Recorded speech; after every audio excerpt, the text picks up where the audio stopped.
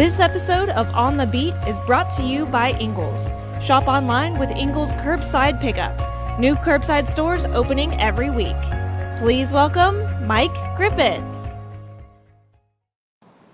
Well, hey everybody, Mike Griffith here, and welcome to tonight's Ingles on the Beat. I am near Miramar Beach, Florida, which is the site of the SEC spring meetings, about a mile and a half down the road at the Hilton Destin Beach Resort. And that is where all the athletic directors, presidents, football coaches, basketball coaches have gathered to talk about pressing issues. Kirby Smart, among those, we're going to talk about what Kirby Smart had to say today. Also, some news from Kalen Deboer, the Alabama coach. We're going to talk about him. Steve Sarkisian, Texas coach. Mike Elko, and Lane Kiffin. Second segment, I want to review the Georgia Baseball Regional. You've seen Jack Leo have a lot of coverage on that. Some history being made by Coach Wes Johnson's team. And then we'll finish with our hot, cold segment. So it might be a little bit more unpredictable than you'd imagine. But let's start out with Lane Kiffin. Lane was the last coach to go today.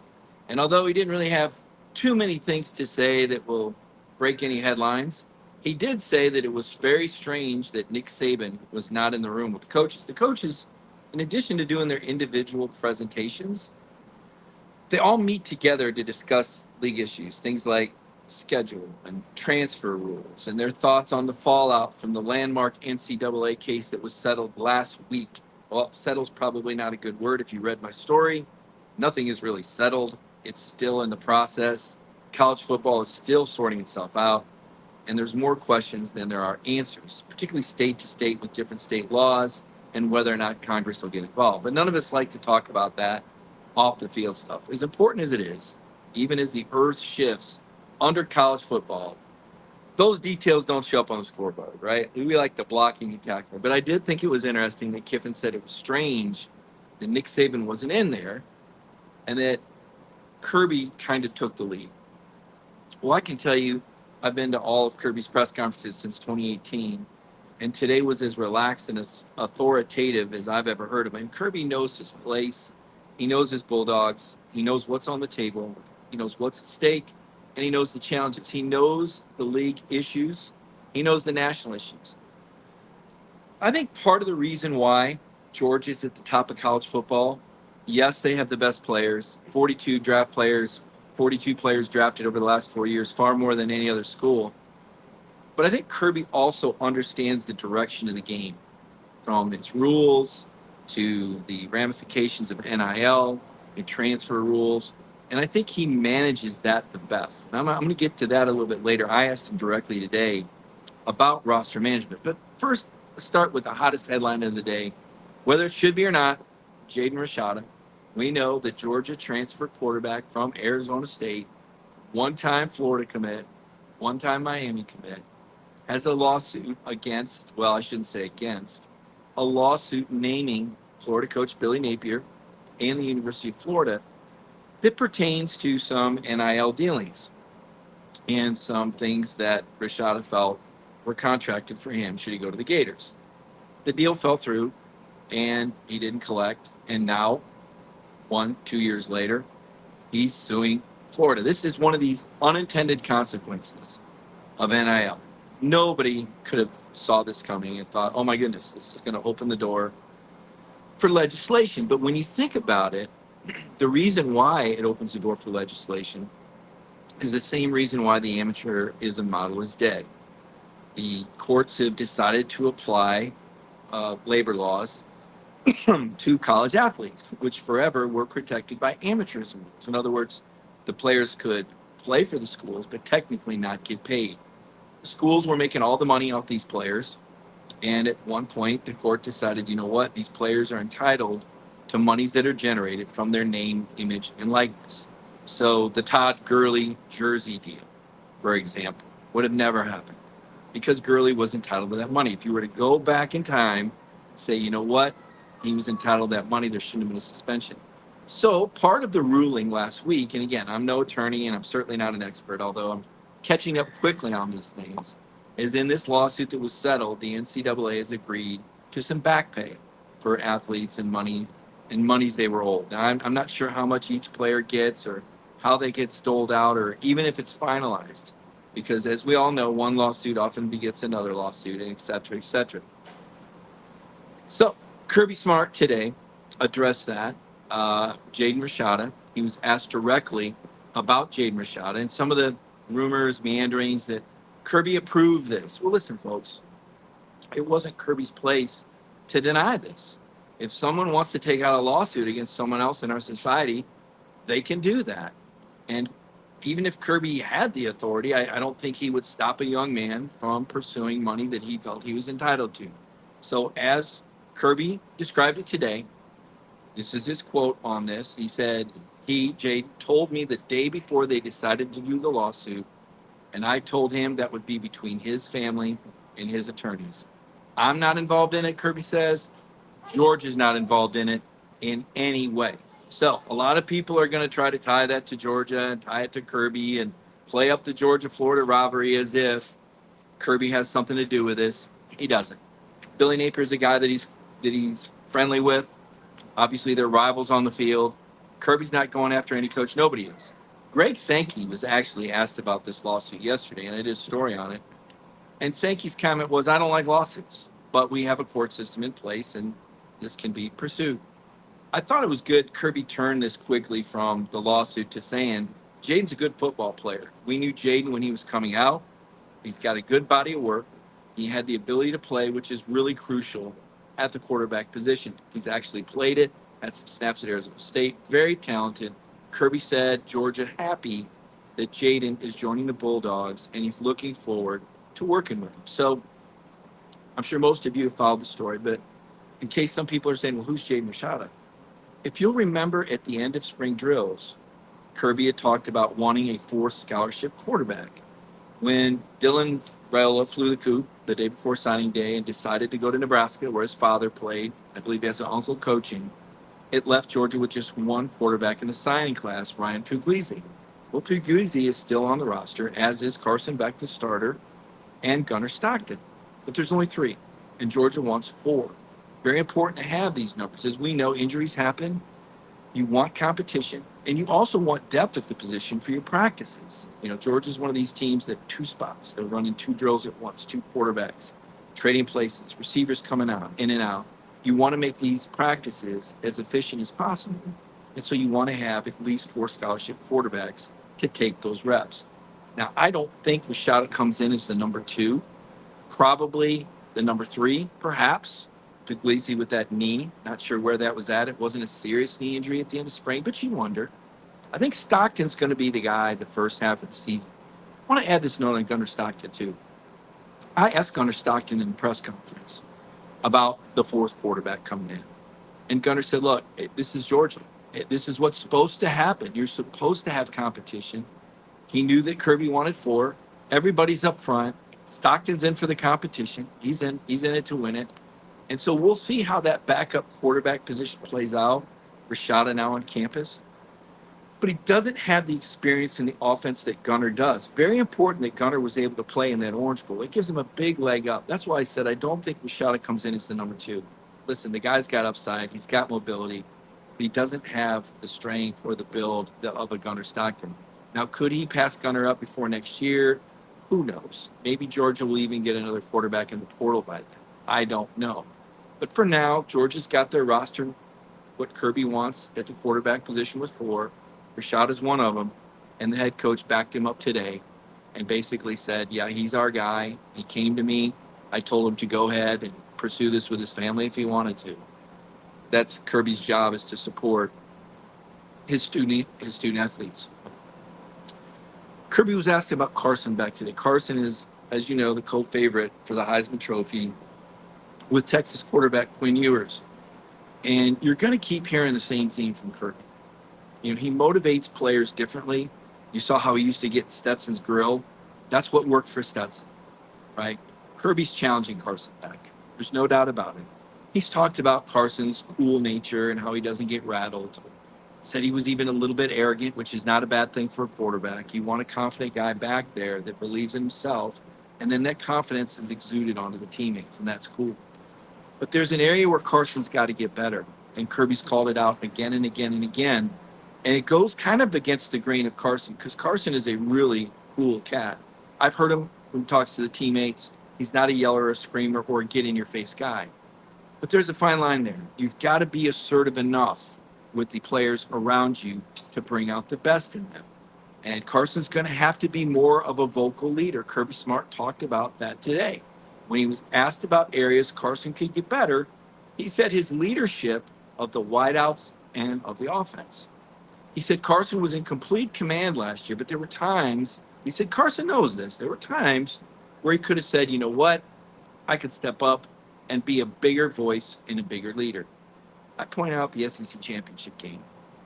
Kind of go back and forth with a couple of fans on this that say, wait a minute, Carson Beck is a great quarterback, Mike. And I said, I know he is. He's fantastic. But in that SEC championship game, Jalen Milroe made some big plays, a 35-yard scramble, a fourth down completion, and most importantly, Alabama didn't beat themselves. It was probably Milroe's best game. Now I'm telling you, 9 times out of 10, I'm taking Carson Beck over Jalen Milroe last season. We'll see what happens this year. Jalen Milroe's got a chance to do a lot better. We'll see how Carson does. I think he'll be better too. But that particular day, even though Carson may have been, if you look at ratings, grades, whatever, overall the better quarterback, when there were big moments, it was Jalen Milroe in Alabama and not Carson Beck. Maybe not a fair criticism, considering that Brock Bowers was not 100%, neither was Ladd McConkey. But that's where the quarterback has to find a way. That's where Carson Beck has to use his mobility. That's where Carson Beck has to be more assertive. We know that Carson Beck is an NFL quarterback. He absolutely is. He might be the number 1 pick. He's no doubt a top 10 pick. But is Carson Beck a championship quarterback? Can he be assertive when he needs to be? Part of this assertion is working with these young receivers. Got some guys coming back. Lovett's going to be pretty solid. Ra Thomas, of course. Oscar Delp knows the offense. But there's some new guys, right? Colby Young and Trevor Etienne, key among them. Transfer tight end from Stanford. You wonder how well and how quickly that he might fit in. Can Carson help these players learn the offense fast enough? It's on him. It's up to him to organize these individual workouts and work with these receivers, get the timing down, and get the comfort zone down. You saw how good he was with Lovett. I mean, these guys could play catch in their sleep. The catch that Lovett made, I don't think I'll ever forget it, at the end of the G-Day game. It was remarkable. And I think you're going to see Lovett make those catches again and again and again. I like how far Arian Smith has come. I really do. I think he's definitely a deep threat, and I think he'll be more of an intermediate threat as well. But I'm not sure how much of the burden he can carry. I saw some really promising things from Ra Thomas, if you'll remember that 2-minute drill. So you've got some good players coming back, but Colby Young is that tall, lanky receiver from Miami, that 6'4" guy. He's got to learn the route trees, got to get it drilled down. And Etienne, to me, I think Etienne, in my opinion, is going to take over some of the Brock Bowers role. And I don't mean as a tight end. I mean as an outlet. I mean as a go-to guy. Trevor Etienne looked fantastic to me in that G-Day game, catching the ball out of the backfield as well as running it between the tackles and around the end. But I think Etienne and Carson have to be on the same page, and that's another one of the players that I think Carson Beck needs to be able to motivate and help improve and get slicker. I think that's probably the best way to say it. Get slicker in the offense. Kalen Deboer is a guy, when he got hired by Alabama, I'll admit, I was very skeptical of this hire. You're taking a guy from Washington who coached at Fresno State, who coached in one of the Dakotas. Was it North Dakota? Have I already forgotten? North Dakota, South Dakota, NAI school. Has not worked in the Southeast. And I wondered, how do you take a guy who's not familiar with SEC football and plug him in? You might say that's shades of Brian Harsin, the coach that came from Boise State to Auburn and didn't work out. I think DeBoer's a different guy. I spent some time with him today, one-on-one, in addition to in the interview room. And this guy's got his feet underneath him. He knows where he's at. He understands the challenges. And he's made some changes. You would say, that's crazy. Why wouldn't he just do things like Nick Saban? And the answer is because he's not Nick Saban. DeBoer has to be DeBoer. And one of the things he did is they're going to have morning practices. I thought this was really interesting. A lot of teams like to practice in the afternoon. But DeBoer changed this up. Now, he didn't do it haphazardly. He did it by talking to his seniors and his leadership council. So this is a guy who's in touch and in tune with the players on the team. I think that's pivotal. I think it's incredibly important that his players are on the same page and that he's on the same page with them. So when he makes changes, that they're going to be behind it. I thought one of the bigger challenges and one of the reasons why I kind of questioned it higher is I said, well, how are these players going to react when he does something that Coach Saban doesn't do? When he says, hey, guys, let's do it this way. And they say, but that's not the way Coach Saban did it. And these are players that, by the way, Deboer said this himself, these are players that signed up to play for Nick Saban. They didn't sign up. A lot of these players, they didn't sign up to play for Kalen Deboer. So it's going to be a challenge for him to win these guys over and convince them that his way is the right way. I think he's on his way to doing that. Also thought it was interesting when he was asked about Nick Saban being there on campus, and I don't think the word interfering was used, but certainly if there's the former head coach there and you're trying to do things one way and the former head coach is there, could there be some conflict? Could that present some extra challenges? And Deboer said, not really. He's having his defensive coordinator, Kane Womack. He's met a lot with Saban. Deboer's offense is Deboer's offense. I don't think he needs any of Nick Saban's advice. But defensively, I think it's invaluable for them to have Nick Saban at their disposal. And I don't know that Kane Womack, the former South Alabama head coach who left there to be the DC, I don't know that he slides right in and operates like an elite SEC defensive coordinator, but if he's got Nick Saban advising him, I do think that's a boost. I also think it's a boost because 80% of the SEC, and I'm throwing this number out there, somebody can check me on this, but I would say 80% of the SEC in some way, shape, or form has a tie to Nick Saban, right? And there's a certain way that a lot of things are done associated with the Saban program. DeBoer comes in from the outside, a little bit of a wild card. Now, that's going to be to his advantage to some extent because they don't really know him. In fact, he's still learning to know himself and how he's going to work with Jalen Milroe. The disadvantage is he doesn't know what these former Saban assistants know. And they talk, right? They've got their little text thread. You've heard Lane Kiffin and Kirby talk about how they've talked about things. You got to imagine that Sarkisian is going to be in that ring as well. And they're going to be able to huddle or share notes or have their assistants or their grad assistants to figure this thing out. This is DeBoer's defense. And you might say, well, why are we talking so much about Alabama on the Georgia show? Well, because I think one of the biggest questions for Georgia is, what's the biggest challenge? And throughout most of the offseason, I've carried the notion that it's Texas. I think Steve Sarkisian is a very good coach. Obviously, he's got an NFL background. He's been at Washington. He's been at USC. He's coached in the SEC. He was on Nick Saban's staff as an offensive coordinator. And Sark has a very cool presentation. I'm not convinced that Texas has enough of a run defense to get through the SEC and be one of the top two teams. I think their offense is incredible. I think Quinn Ewers is a very good quarterback. I think Arch Manning is very close to being ready to play. Probably the best, maybe the best quarterback room in the SEC. But I'm not sure about their defense. Alabama, with the feel-good DeBoer, I don't know that I think DeBoer could sustain success at Alabama because that requires recruiting and obviously having a lot of these pillars in place to keep your program on track. But when you take over that much talent and you take over a group of players that's used to winning, that have a chip on their shoulder because of guys like me who said they were second tier not too long ago, I think that fuels the fire. But more than anything, besides all those data points, if you will, I just get a good vibe from the board.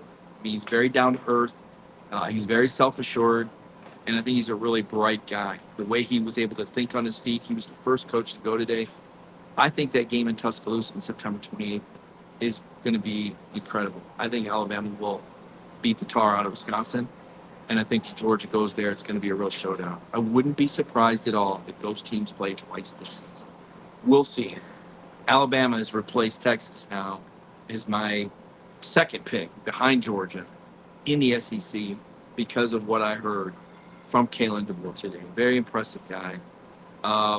Going through the notes, Sarkisian, thought this was interesting with his NFL background, was asked about availability lists. Now, I don't know how many of you are familiar with this, but there's been some talk about teams putting out availability lists, kind of like an injury report in the NFL.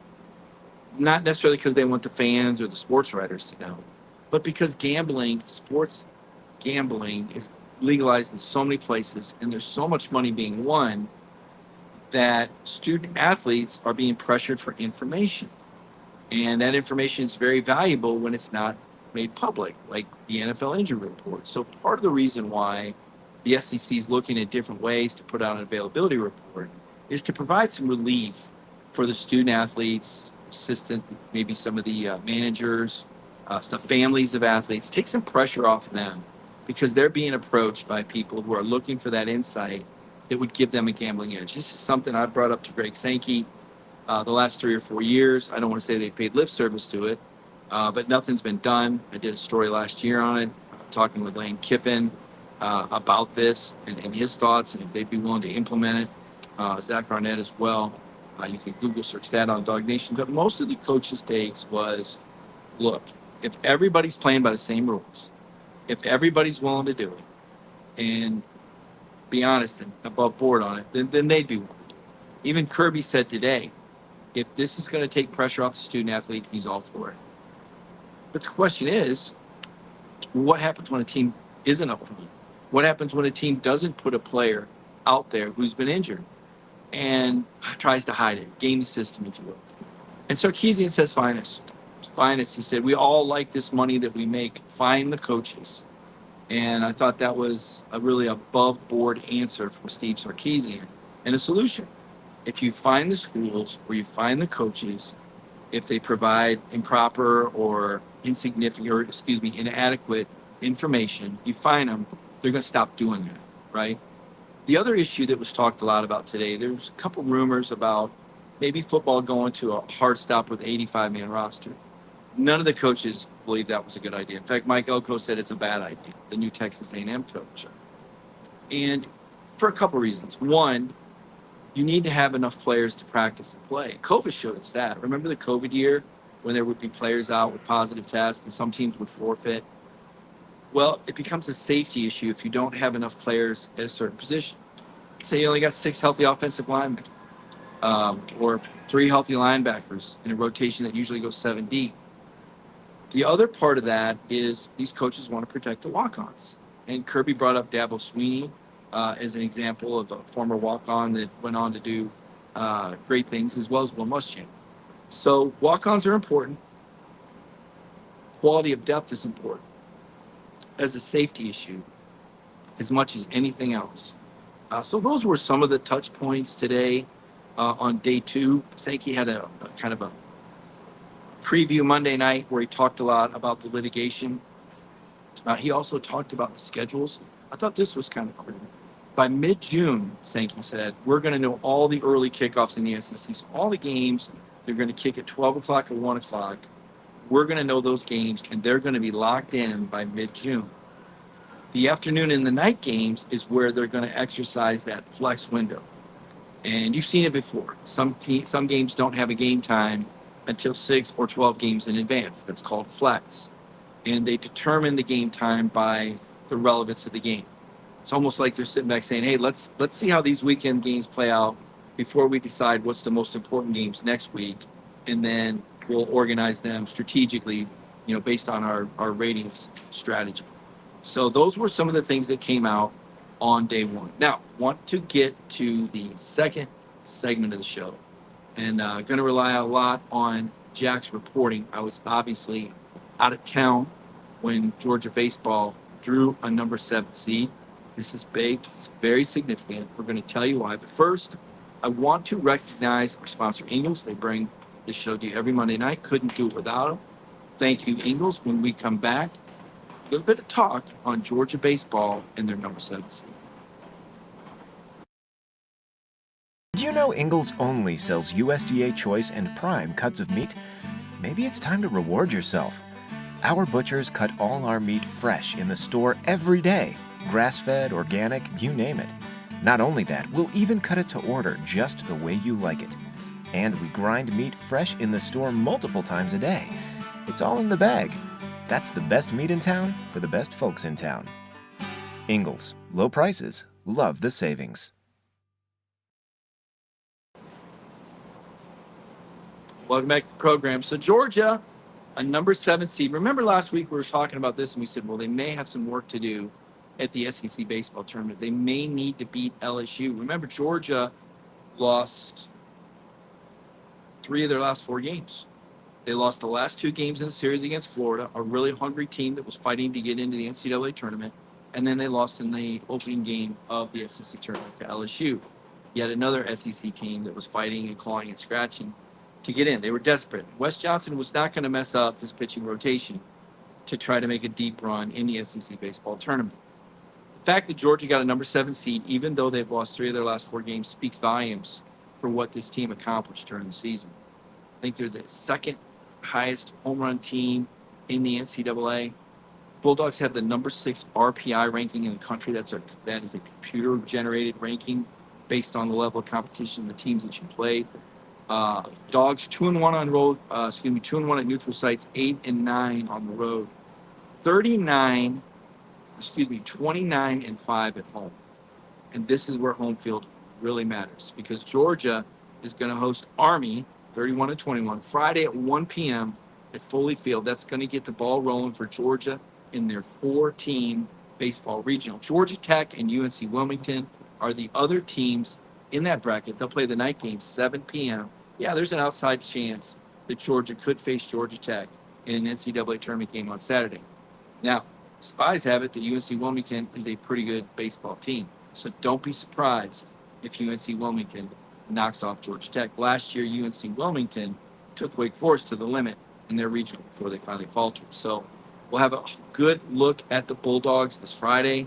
Charlie Condon will continue his quest to break the overall NCAA record for home runs, which is 40 oh my goodness, I'm drawing a blank now. I covered this LSU baseball player in the 1997 College World Series, and it's slipping my mind right now, but the record is 40 home runs. Can't believe I missed that.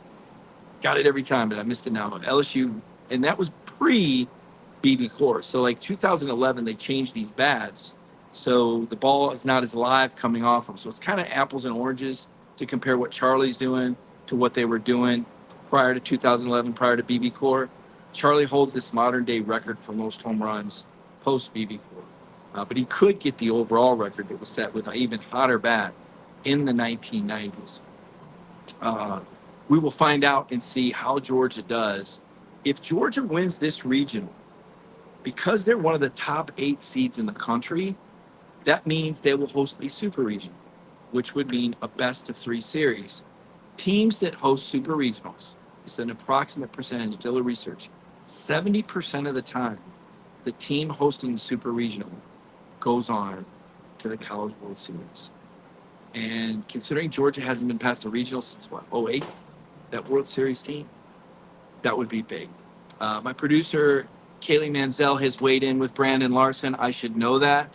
I wrote it 100 times from Omaha in 1997, but Brandon Larson's name slipped my mind. He is the LSU player that hit 40 home runs in 1997. I want to go over these regionals. There's 16 regional sites. And do you know that the SEC and the ACC hold all the top 8 slots? The number 1 overall seed for the tournament is Tennessee. It appears that East Carolina is also hosting a regional. Oklahoma, Florida State, Arkansas, Virginia, Arizona, and North Carolina.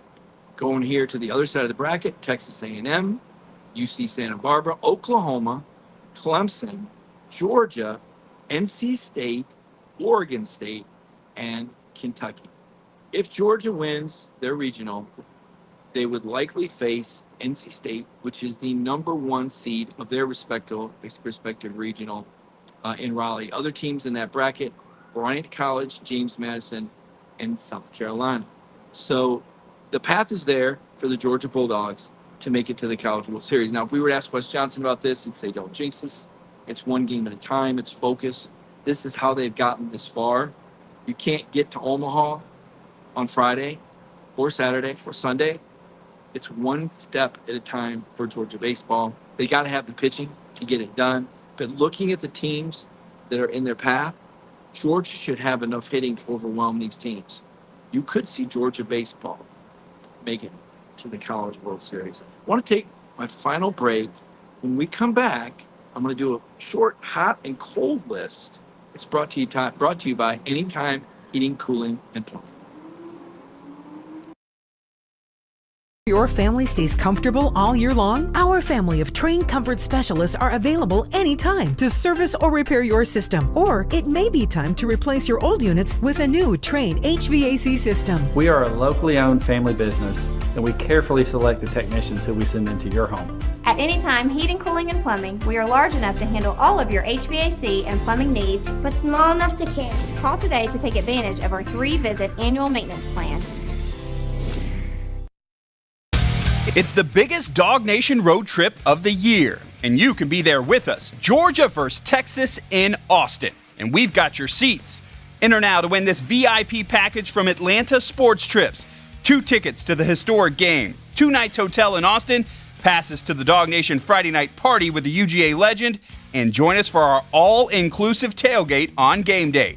Go to DawgNation.com/tailgate for more details. That's DawgNation.com/tailgate. Contest ends June 5th, so enter now and join us for the DawgNation invasion in Austin. Well, how about that, October 19th? That's going to be huge. You know, there's a Formula One race in Austin, Texas. That same weekend, it has made ticket prices for planes and room availability tough. But that is going to be a memorable weekend one way or another. There is going to be a lot of dog fans that make it out there. I guarantee it.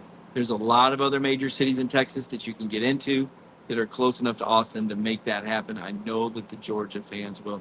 Let's start out with the hottest of the hot. It's got to be Georgia baseball. Landing that super regional.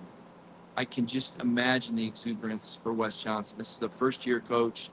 Let's be honest, the expectations were not this. But what Wes has been able to do with his mindset, with his ability to teach these young men to focus, and his positivity. The way they look at bats now, it's changed. You know, if you foul off 3 foul balls and strike out, that's not a bad at bat. It's a good at bat. The focus on the positives, the focus on how you look at things and the glass being half full, and recognizing that when you fail in baseball, hey, this is a tough game. Success in baseball is 1 out of 3 times. So I think the way that Wes has rewired this team in concert with Charlie Condon and his amazing season, the #1 overall player in the country, his ability to play 5 different positions, all 3 positions in the outfield, first base, third base, and then his exploits at the plate, had that 24-game hitting streak, remarkable. I think he's, 34, 35 home runs right now. Just an incredible season from Charlie and some incredible leadership from Wes Johnson. And now the Bulldogs will host a regional this weekend, and then likely a super regional the following weekend. So Georgia baseball, as hot as it gets, it's been a magical season for the Bulldogs. Kirby Smart on fire today. And you heard it from the top of the program when Lane Kiffin said that Kirby has sort of replaced Nick Saban as the spokesman in that room. There's only one coach in the league who's longer tenured at school. Most of you would probably figure out that's Mark Stoops. So very strong performance from Kirby Smart today. Really liked the poise that he showed behind the podium. Look, Kirby doesn't have to get up there and brag. Kirby just speaks. And his attitude is catching across the SEC. Other coaches are figuring this out. Don't whine and complain about the rules. You can't change them. Focus on what you can control. And that's Kirby. Doesn't waste any energy. Extremely efficient. And I thought when he addressed the scheduling today, nobody had just come out and said this. And I wish they would have, because we wrote about scheduling last year and the year before. Is there going to be a 9-game schedule? Is there going to be an 8-game schedule? What does Georgia want? What team wants what? And if you remember that the coaches were kind of hung up on it. So they've settled on this 8-game schedule these next 2 seasons. Kirby said, I don't care. I mean, he came right out and said, I don't care if it's an 8 or a 9-game schedule. Depends on what's best for the SEC. Now, why everyone just doesn't say that, think that, I don't know. Maybe some of these weaker teams are concerned if they go to a 9-game schedule, it'll be harder for them to go 500. If you don't go 500, you're not bowl eligible. And if you don't make it to a bowl, then you know your coach is automatically on the hot seat. So I think some of these insecure, weaker programs probably held that up. But there was another argument for that. If you go to a 9-game schedule and you beat yourself up, 1, physically, the attrition. Playing in the SEC, it's a physical league. But 2, playing that 9th conference game instead of whatever the heck state, which you can beat, gives you the potential for another loss. Now, if the selection committee, and Kirby said this today, if they take scheduling strength into consideration, then he's for it. But if they're not going to reward you for scheduling strength, then why in the world would you add a ninth game and a potential extra loss? So, I mean, Kirby just spelled it out today. He said to worry about it when it comes up. He said, I'm cool with the question. The direct quote was, I don't care whether we play 8 or 9. I don't care one bit. He said, you tell me we're going to get more teams in by playing 9 conference games. He'd vote for that. And that's where he talked about the strength of schedule component. But the thing is, we just don't know how the College Football Playoff Committee is going to react to the SEC schedule. Are they going to give them lenience and say, okay, we'll take a 3-loss SEC team over a 2-loss Big 12 team because the SEC plays a tougher schedule? We just don't know. And you might say, well, we can watch this year and see, but unfortunately, the College Football Playoff Committee from year to year, different things matter. I mean, Kirby says that. He said it back in 2018 when Georgia, I believe, was wrongly left out. He said they're going to change the metrics every year, and he's right. It's not an intentional thing, but it's a subjective thing. In some years, they may look more at the offensive stats or the defensive stats or what players are available or what teams have done of late or the coaching status. Schedule strength may matter more. Head-to-head, in some instances, may matter more than in other instances, or common opponents. So it's a real moving target. I don't think it's been determined. I do think finances will play a role. I mean, I think if ESPN were to roll out a package and say, we're going to give y'all X much more money to play that 9th conference game to add value to your schedule, then teams might be with it. Say, yeah, that's cool. We need X money because the Big Ten has a more valuable television package. They're getting bigger payouts in the Big Ten. And with them having more money, that means they can buy better players. As one of my friends recently told me, college football has turned into show me the money. And we see that every day in the recruiting game. Who can afford to buy what player? Now, we mentioned that there's some players that'll play at Georgia for a little bit less. The Kirby factor, the chance to compete against the best every day in practice, the chance to work under this coaching staff, and the increased odds of being drafted. And all you got to do is look at the recent history. But at the end of the day, you got to have money. Now, so hot, baseball, hot, Kirby Smart. So here's my cold, and this involves money too. I am not a Josh Brooks critic. I think it's very well known that I think that the Georgia athletic director is already one of the best in the country.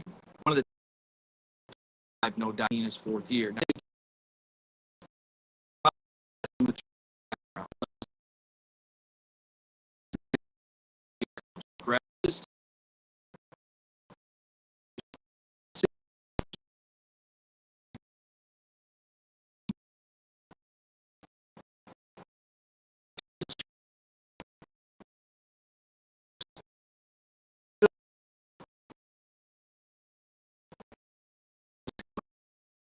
with those ticket prices. So if ticket prices go up, that is a cold for me, not the end of the world, but that absolutely would make a difference if ticket prices go up in a year where club seating is going to raise revenue and alcohol sales. So on the end of the show, on the end of my cold list, the cold is the potential for Georgia football ticket prices to go up for the first time since 2017. It's been a great show. Sorry we got a little fuzzy with the connection at the end. Outdoor seating here near the beach in Florida. More coverage from the SEC spring meetings tomorrow. Chip Towers has coverage on AJC.com as well. Connor Riley with the Rashada story earlier today. And I had a couple stories on Kirby as well. Don't forget tomorrow, Brandon Adams, 10 a.m., DawgNation Daily. Wednesday night, it's Jeff Santel. And Thursday, it's Kaylee and Connor.